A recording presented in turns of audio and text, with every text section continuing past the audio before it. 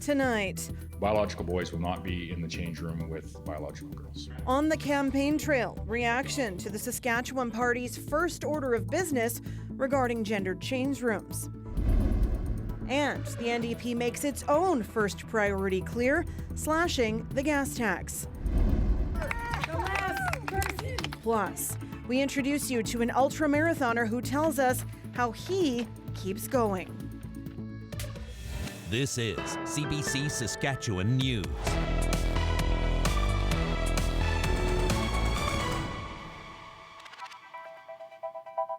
It is a Friday, October the 18th, and the CBC Saskatchewan News starts right now.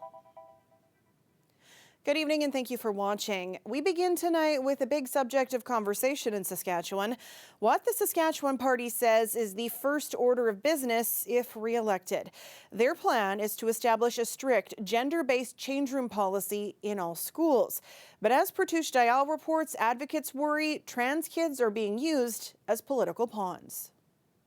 Biological boys will not be in the change room with biological girls. He doesn't care about kids. This trans teen has never found it as an issue at his school and says this policy would harm kids. That would make trans, specifically girls, more endangered if they're forced to use the men's change rooms because trans women are much more likely to be raped or assaulted. Braddock's mother says this issue is being blown out of proportion. These should be safe places for everyone all the time.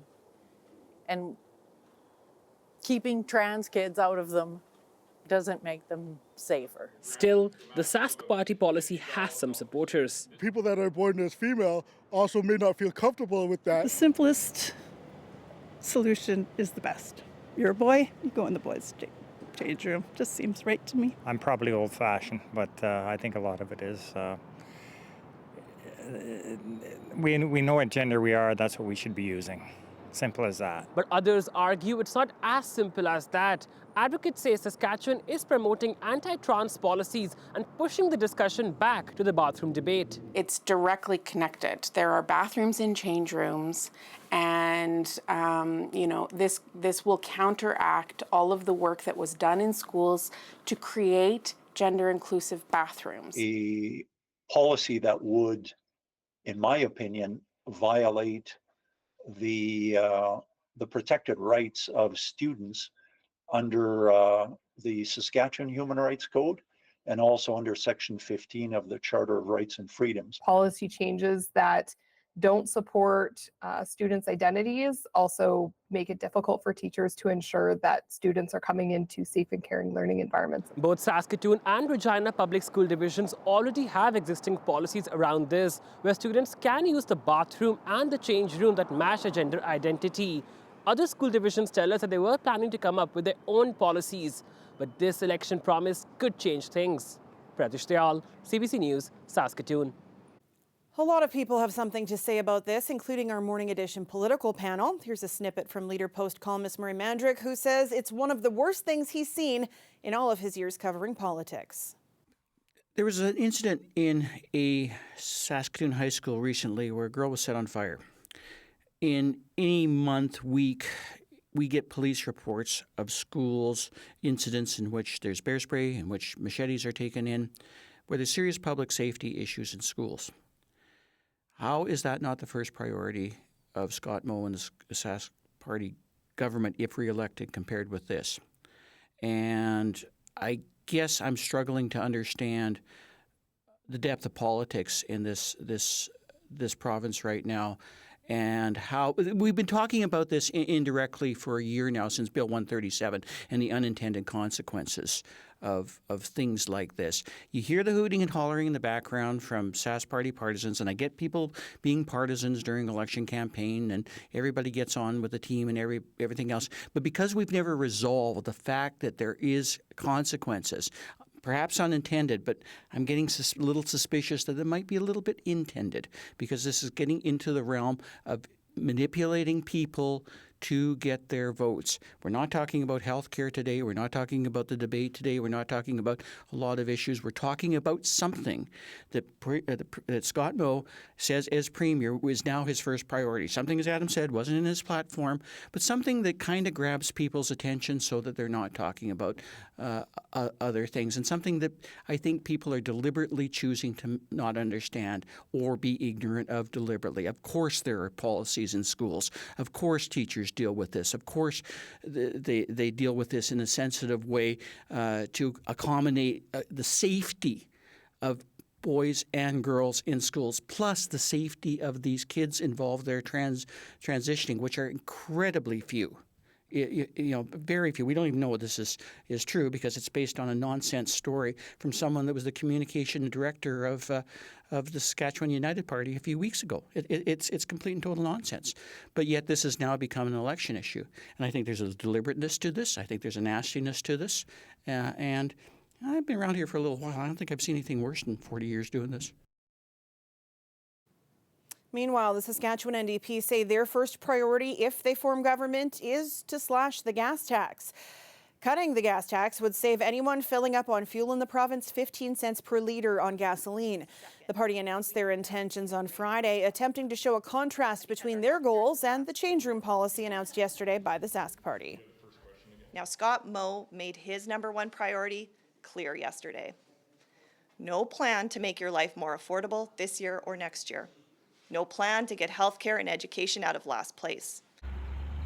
The NDP has said they want to make life more affordable for people in Saskatchewan and that the party has heard complaints about healthcare and education during the campaign. Another election promise from Sask party leader Scott Moe that his government would provide a 50% refundable tax credit for the cost of a first in vitro fertilization treatment, or IVF. 1 in 6 people struggle with infertility, according to the World Health Organization. So many turn to IVF to have a family if they can afford it. A Martinsville mother of 2 underwent IVF and says Moe seems disingenuous. He can't understand unless he's been through it. And to me, it doesn't seem like he even talked to anyone who's been through it. And most people, on average, probably need about 3. One of the ladies in our group is on her 9th cycle. So we were very lucky. So it took 1 egg retrieval cycle and 5 transfers to get our 2 daughters. And that costed about $30,000. The proposed credit would help with the cost of fertility treatments and prescription drugs to a maximum of $20,000. But Spitzig says a fully funded cycle would remove some of the barriers to IVF for more people. The NDP has asked for and raised issues around the lack of IVF coverage in the Saskatchewan legislature dozens of times. Developing news out of a sentencing hearing in Saskatchewan. It involves the main provincial electric utility and the deaths of 2 people working for SaskPower. We get more from Alexander Silberman in Weyburn. SaskPower has received an $840,000 fine, one of the largest in Canadian history for a workplace safety violation. It's in connection to the deaths of 2 of its workers 4 years ago. In October 2020, Scott, Bill, and Cole Crooks, both with 19 years experience, were working on power lines here in Weyburn, Saskatchewan, when they fell to their deaths after the bucket they were working in tipped over. Now, earlier this year, SaskPower was found guilty on 3 violations of workplace safety. Those violations include failing to ensure workplace health and safety, falling short on training and supervision, and not having a proper requirement to ensure workers used a fall arrest system. Both workers were not clipped in at the time of the tragedy or reminded by supervisors, and court heard that workers who were frequently going up and down from power lines would often forget to clip themselves in. Now, the investigation also found that there were issues with the bucket truck's leveling and tilting system, and that despite those known issues, no regular inspections were taking place. Now, after the judge handed down that fine today, we heard from a union representative. When something like this happens, Weyburn's a close-knit community. These people were dedicated linemen, and really I hope it just helped family, friends, co-workers. I just hope everybody can begin to get some closure from this. Experts in occupational safety say these incidents show many systemic failures within SaskPower, and that employers have an obligation not just to provide that safety equipment, but to ensure employees are actually using it. So it's not just relying on a lanyard, especially, or a fall protection system, especially if you're not sure that folks are actually clipping in on their T-rings, right? That is relying on a single line of defense is no defense at all. Another workplace safety expert I spoke with say these bucket trucks should be equipped with an alarm system, some kind of mechanism in place to ensure workers are actually clipped in when they're doing that work. He says the hefty fine in this case, $840,000, could likely compel employers like SaskPower to take action and improve workplace safety. Alexander Silberman, CBC News, Weyburn, Saskatchewan. Another mostly clear, breezy, beautiful fall day in Saskatoon. As we roll toward the weekend, it looks like we have a couple of nice days to be outside on the horizon, and you might want to use them to prep for cooler days. Ethan will have more on the forecast when we come back. Stay with us.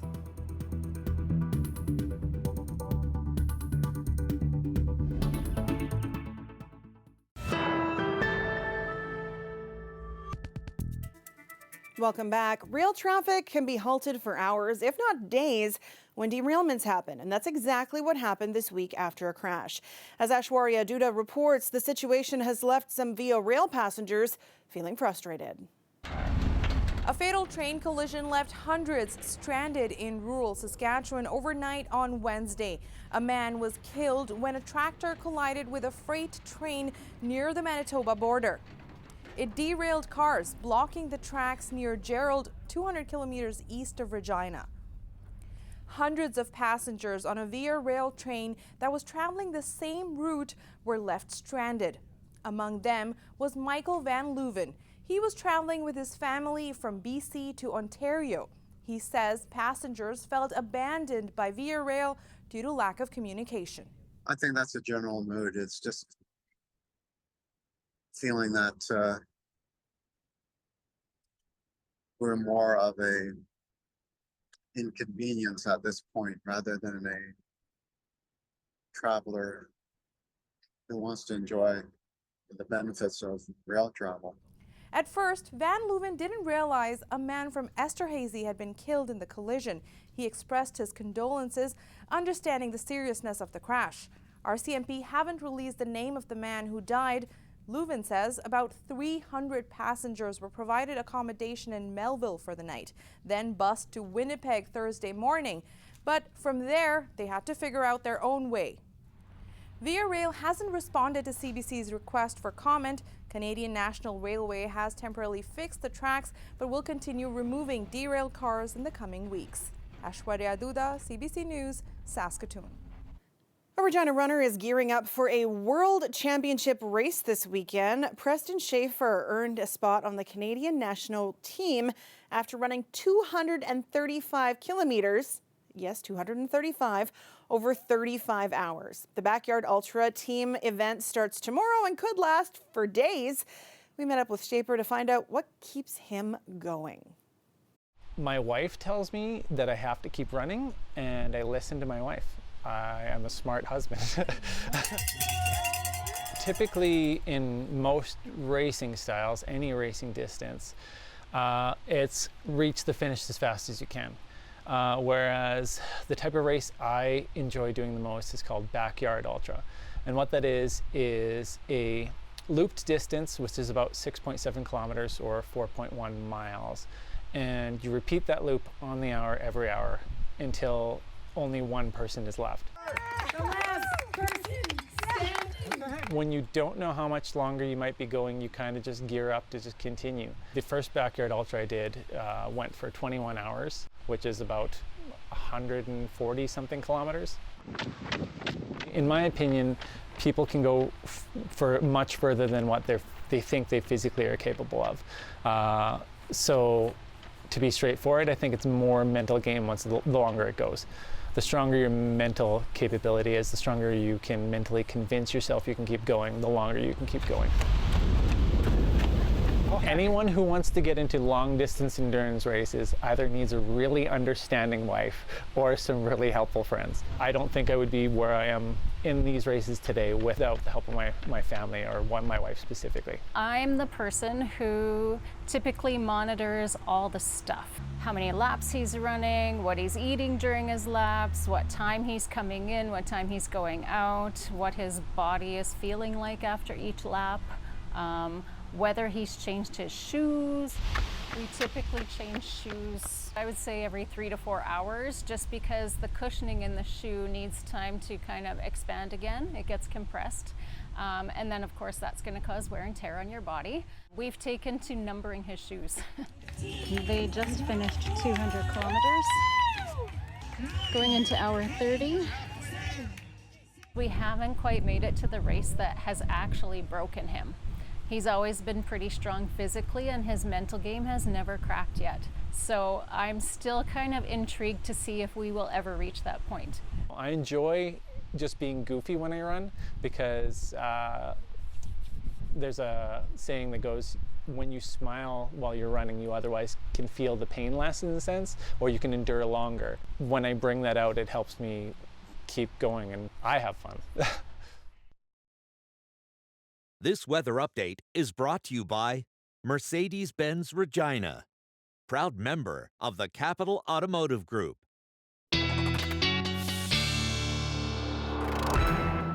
And our weather specialist, Ethan Williams, joins me now. I wish that man the very best of luck this weekend, but I absolutely could not. Yeah. Would not. You know, says something about a relationship when you can work that well together. Everyone needs someone in their life to make sure you're on the right track like that. So congrats to them, and yeah, best of luck as he takes that on. Now, if you were going for a jog this morning outside in south and central Saskatchewan, it's a little bit of a chilly start to the day. We got down to -8 in Val-Marie overnight, and a lot of places, including in both Regina and Saskatoon, were feeling closer to -10. I refuse to use the word wind chill. I'll just say it feels like -10, but we have definitely rebounded nicely into the day today, with temperatures actually into the mid-teens for many locations. This is above seasonal for many of us for this time of year, and coupled with that, some nice clear skies. It was a beautiful sunny day after the clouds moved out, and for some of us,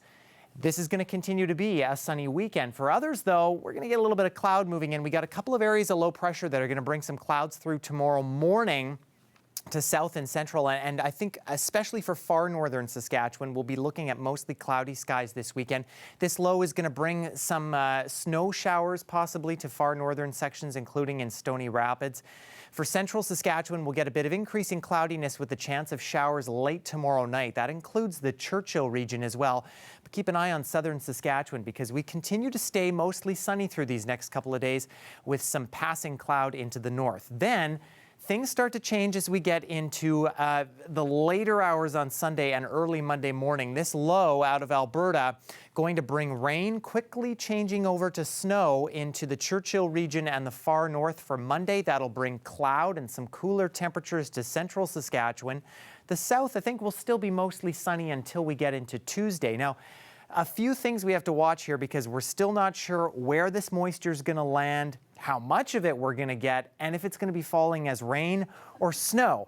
So that all having been said, this is the worst case scenario model for rainfall. Looks like anywhere between kind of 15 to 20 millimeters through the Churchill region is what kind of that worst case scenario model is. And in terms of snowfall, maybe as much as 10 centimeters. I'm not sure it's going to be this much, and again, it's probably going to be wet snow, and not a lot of it is going to accumulate. So again, take this with a grain of salt, but be aware that through the Churchill region, La Ronge, Buffalo Narrows, and we might be getting some moisture headed our way, definitely moisture of some sort into Monday. Now for Regina, next 3 days, while that's happening in the north of the province, Monday we're going to be gorgeous until our temperatures plummet on Tuesday as the backside of that system and the cold front move on through. For Saskatoon, as I say, temperatures probably going to be dropping over these next few days here. Monday will be cloudy and cool. Tuesday, we might catch a few of those flurries, but no warnings issued for this system, thankfully, Sam. And no wind chill. And no wind chill either. Thanks, Ethan. You're welcome. A town in central Mexico has unveiled 14 giant Catrinas, or elegant skeletons, ahead of Day of the Dead festivities. They're the work of nearly 70 local artisans, and the theme this year is historical figures dating back to Mexico's conquest by the Spaniards. 6 of the skeletons will travel abroad to places like Rome, New York, and LA. Day of the Dead is celebrated November 2nd. We'll be back after the break.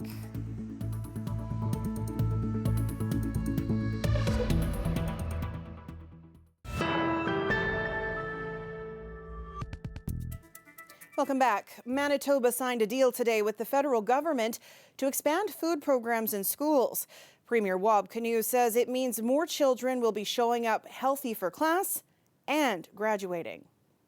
Those kids are going to be more successful. Their lifetime earnings are going to be higher.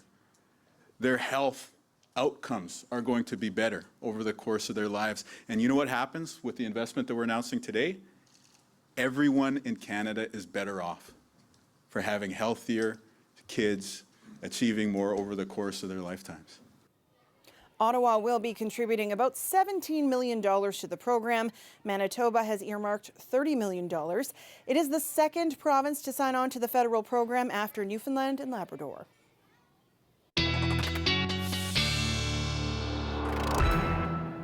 And Ethan is back with one last look of your wind chill-free weather. That's right, yeah. Look, it's not even on there right now, even though the wind is going to pick up a little bit. The next couple of nights here, I think, through south and central are actually going to be pretty warm. And starting with tonight, yeah, it'll be breezy at times in Regina, but those temperatures probably going to stay above the freezing mark.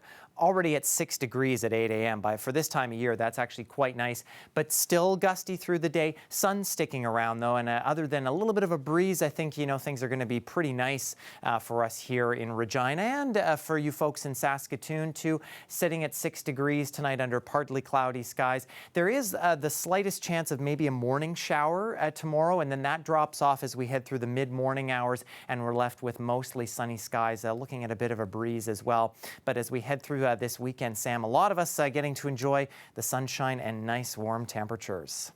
And looking for mitts and runners and boots just in case for next week. Just in case. Just in case. Yes. Okay, thanks, Ethan. You're welcome. And that is it from us this week. For more on the provincial election campaign, you can head to cbc.ca/sask, subscribe to our YouTube channel, or download the CBC News app. Election Day is Monday, October 28th, and we invite you to join us here afterward for the results and analysis. Thanks so much for watching this week. Have a great weekend.